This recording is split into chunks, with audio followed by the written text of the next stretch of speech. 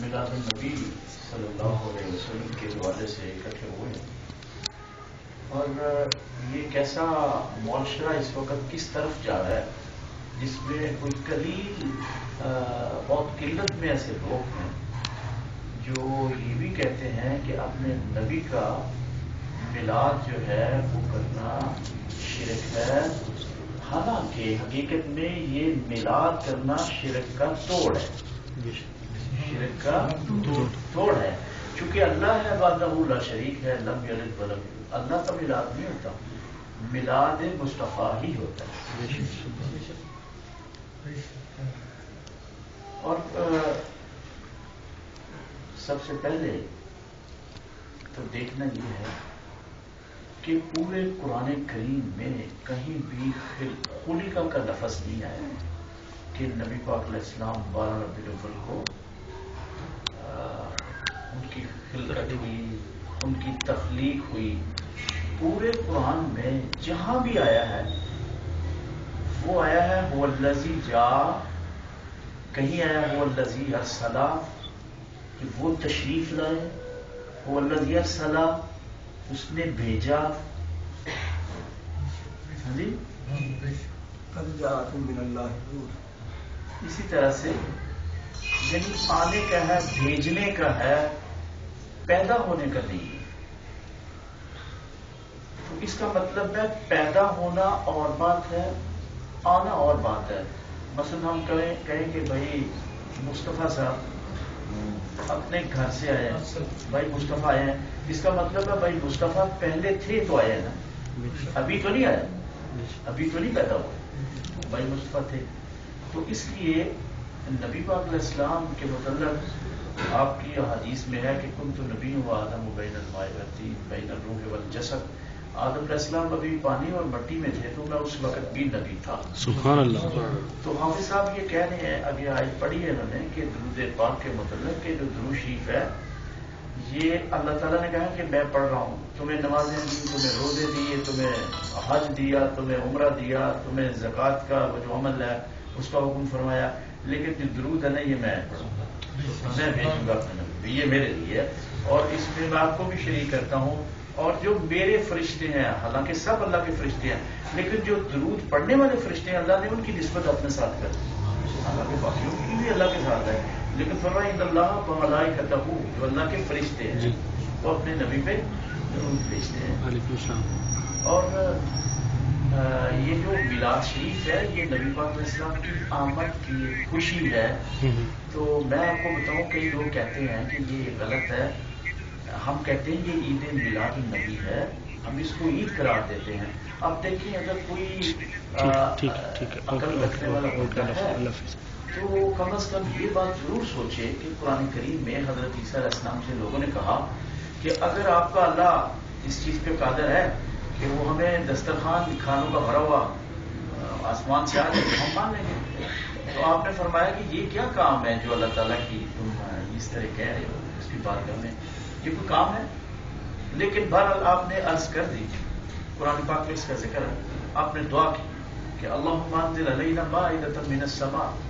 تکون لنا عید الاولنا وآخرنا،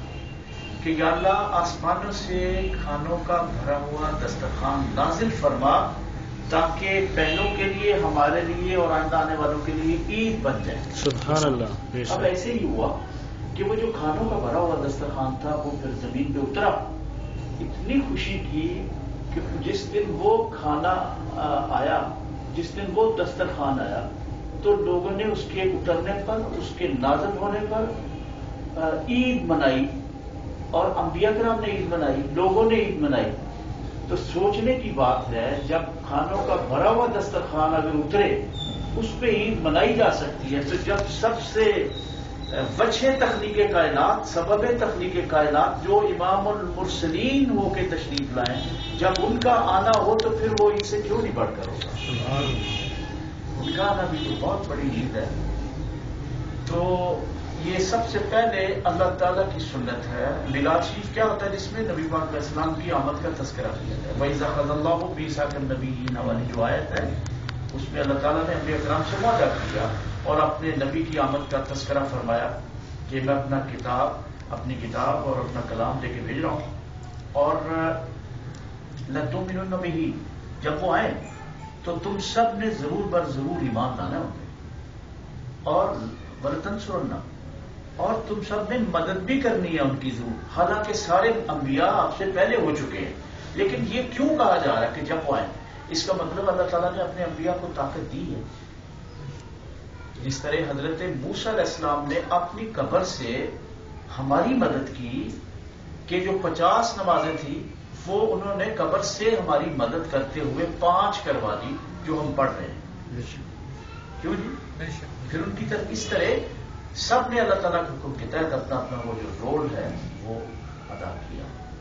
اسی طرح تو اس میں اس آیت میں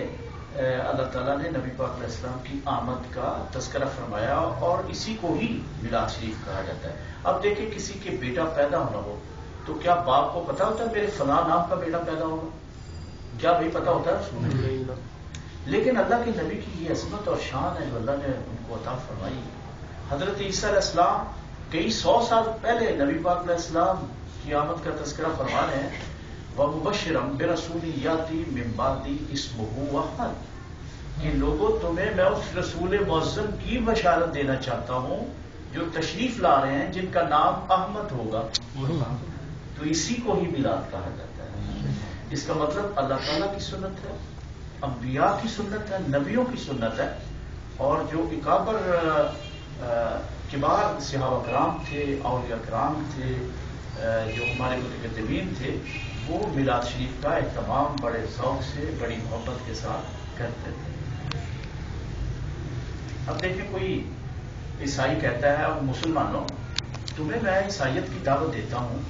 تم عیسائی ہو جاؤ تو بڑا اچھا تمہارے لیے، اس لیے